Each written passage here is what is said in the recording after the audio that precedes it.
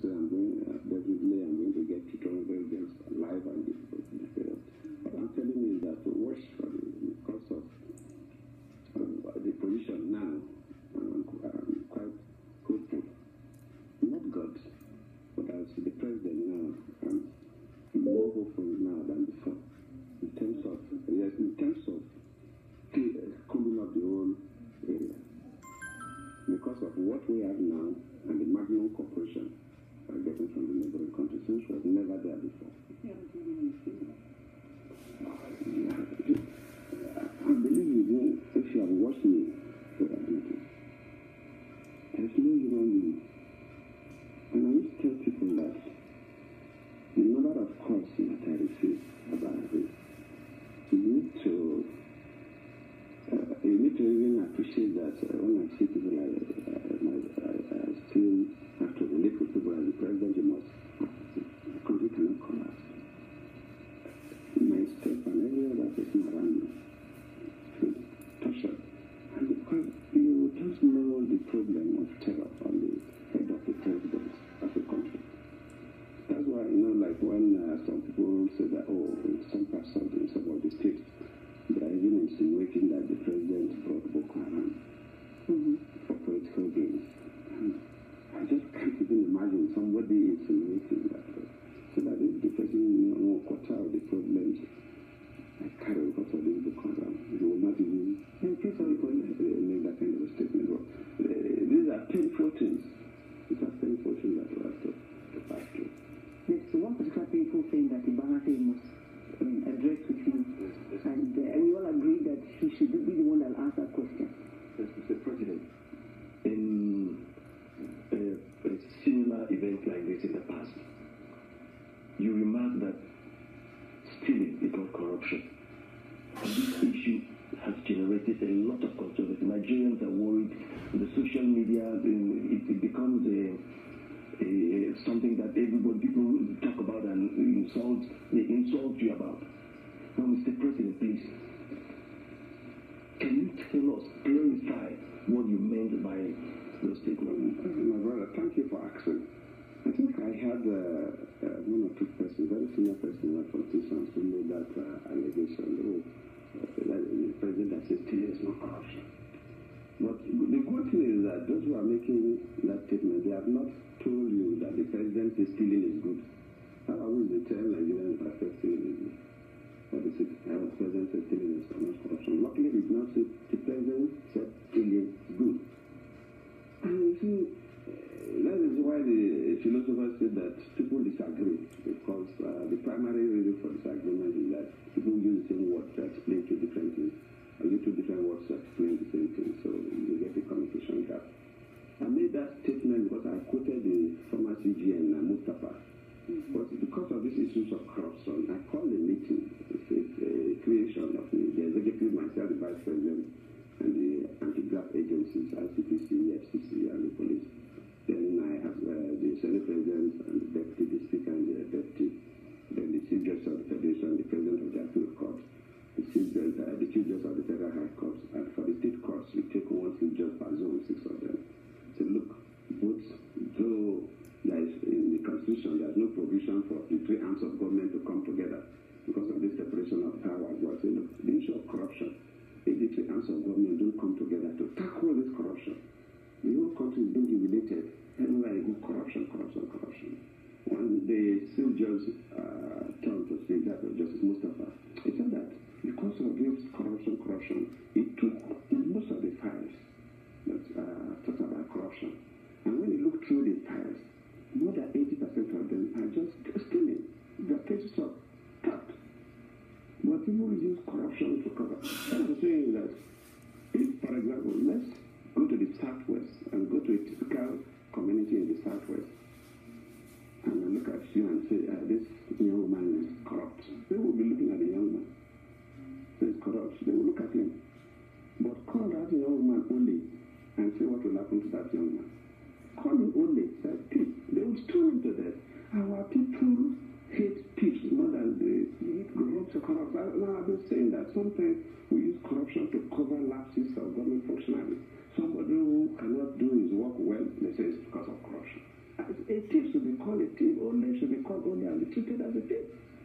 In the villages in those days while we are there, if an adult and you steal goods or you steal a bunch of plantain or something, they naked you, they tie snake shells around your waist and flog you across the village, humiliate you and your family. But if you say this man is corrupt, some people don't even know what they're talking about. Apart from well-developed languages like the Hausa language, the Yoruba language, and the Igbo language, some of the smaller languages we speak don't even have the equivalent word for corruption as people. Semantics. Yes, if you ask some of the smaller languages, what is the equivalent of corruption, they will be giving you some descriptive statements. Because people don't even know this corruption. I said that you are even using the corruption to cover thieves. A thief should be called a thief. Only should be called only, and be given that only treatment. But I don't know what happened. We'll turn it upside down. Luckily, they have not told Nigerians that the president is good to speak. They have not said so. But we are saying that if somebody is a thief, he should be a thief. Don't use the word corruption to cover everything. If somebody who is incompetent is saying corruption. Somebody who thief, only is only and should be treated as only. I'm not saying people should run disgrace. Yes, I'm not saying people should be treated like it's done in the village. No, I'm not saying so. But the punishment for that, we should deal with that matter that way. But maybe in the West, they use the word corruption to cover so many things, and sometimes the word corruption. I'm telling you, just for example, two people should go to a typical site where even in Lagos, one young man or young lady should come and say this person is corrupt. The people will look at the person walk away. But the day you say that this person is holy, or they will start studying that person. So people feel more offended when they say you are a thief. Let's use words that communicate. So let us communicate properly. Let people know. That is, I quoted him. It's not me. It's not as if I said it. No, I quoted Mustafa. He's still alive. He's the one who said he examined all these corruption cases, and he said that almost 80% of them are cases of just stealing and to be treated as, yes. Okay. Is that like stealing? Yes, stealing is bad. It's let me say corruption, for example, in a society based on our own values. Two unmarried men sleeping is corruption. But is that, can you compare that to stealing? So the word corruption, we have abused it, and it's no longer making so much sense. Except maybe talk about the country's corruption. But I think quoting Mustafa, I'm not the one. And even that day when I made that statement, I quoted Mustafa. I did not say stealing is not corruption. I said, but Mustafa, as a lawyer, was the chief justice of the country. He said he studied, took time because of this corruption. I invited all of them for that meeting. So he decided to withdraw most of these cases about corruption, and he studied the cases. And he said that more than 70%, I like to use the word 80 or 70, but I believe more than 70 or more than 80% are clear cases of stealing, and they should be treated that way, not to be covered up under corruption. If you look at the two agencies we have the ICPC. ICPC is actually the only agency that is to deal with corruption. Even the Corruption Commission.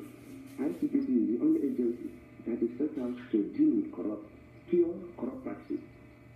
It's not even EFCC. EFCC is criminal cases bordering on economic issues. And the police will handle cases of stealing. So when you try to cover everything, that means that ICPC is supposed to handle all these files. Because that is the only agency set up by government that's supposed to deal with pure corruption issues. So I think people are confused. It's not actually my quotation. It's not actually my quotation. I quoted the Chief Justice of the Federation that time, but it is being used wrongly. But luckily nobody has said, oh, the president said that stealing is good. There's no human being that will say stealing is good.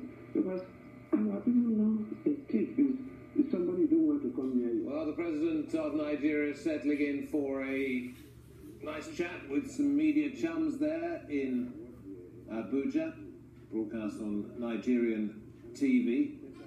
If there were a fire in the room, he would be giving a fireside chat. It has been so chummy as we bring in Carl Levan, academic and author of a book on Nigerian politics, dictators and democracy.